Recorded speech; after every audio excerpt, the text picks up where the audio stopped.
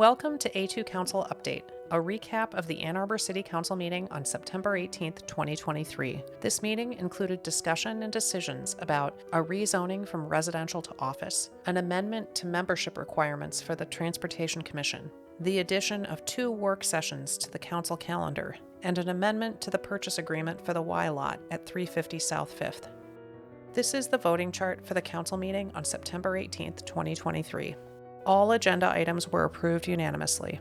You can find this voting chart and more information about this meeting at A2Council.com. Like and subscribe if you would like to see more content like this.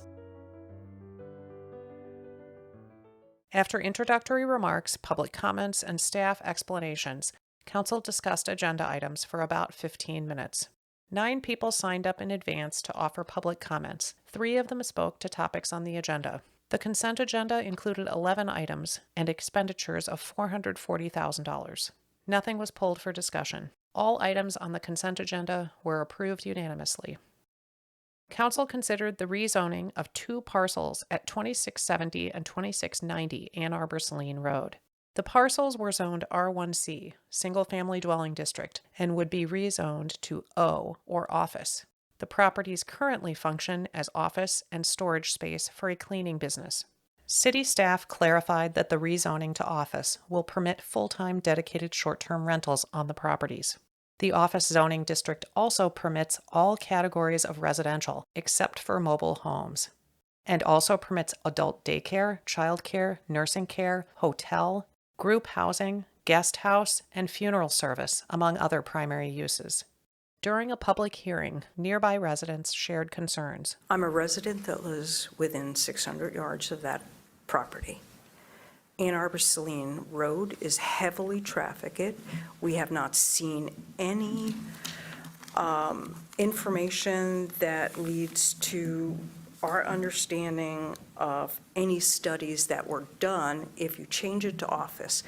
That piece of property has several outbuildings, and reading the office code indicates that all those buildings could become commercial use. They have this house, leave it as it is. We don't need any more traffic problems on Ann Arbor-Saline Road. I wish you people would come talk to us more, get out. You're our ward, come talk to us, how we felt about this. An attorney representing the property owners explained the request. I'm the attorney representing Andy and Julie Reif, who own the property. We're here today to request a rezoning from R1C to office. In 2022, the zoning administrator dropped by and said, hey, this is zoned residential. You can't have an office in this small house. So we've been working since then to address this particular issue. A key thing to remember, Andy intends to continue using the building for his office. He has no plans to change the site at all. The rezoning to office makes sense, both for Andy's use and also because in the zoning area, it would act as an appropriate buffer between the residential uses to the west and the north and the very, very busy commercial activity on the other side of Ann Arbor-Saline Road.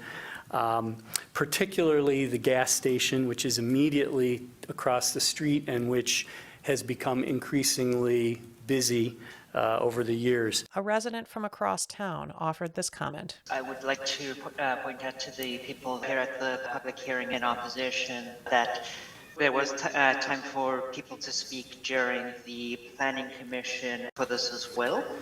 So perhaps that would have been a better moment to speak about it and perhaps gain some opposition since they approved it 8-0. Council discussed the issue for less than 10 minutes. I hear that you feel that this decision has been approved without hearing from you, but it hasn't been approved. It's been reviewed by the Planning Commission, which recommends that Council approve it.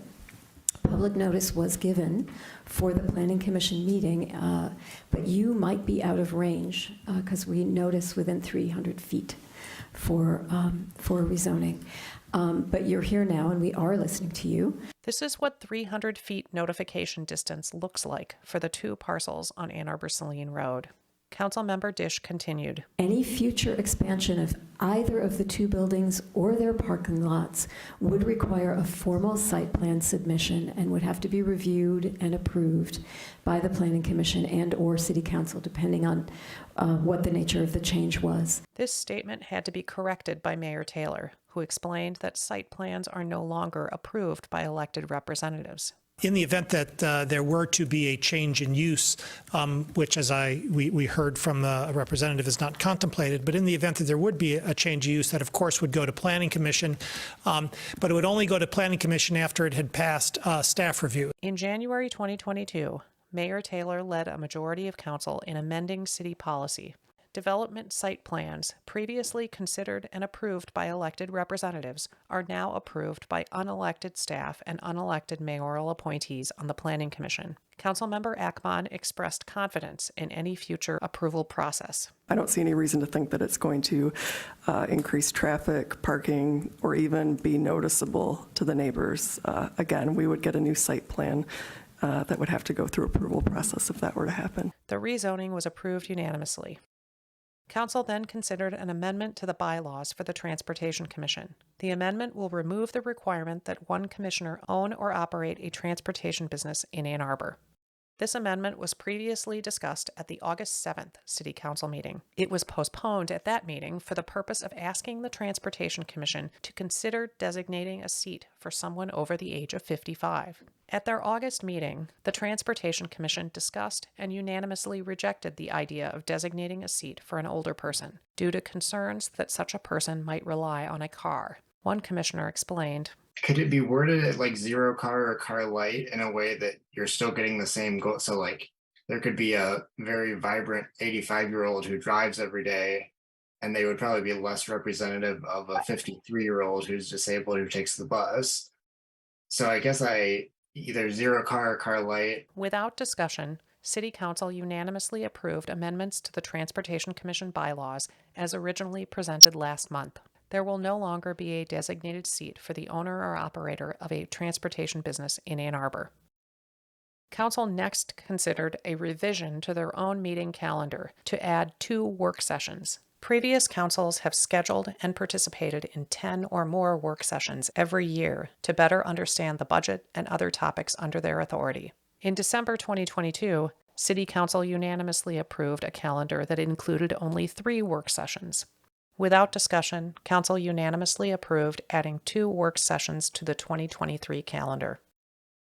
Finally, City Council considered an amendment to the purchase agreement for the city-owned parcel at 350 South 5th, also known as the Y Lot. The original purchase agreement between the city and the city's Housing Commission was approved just last month.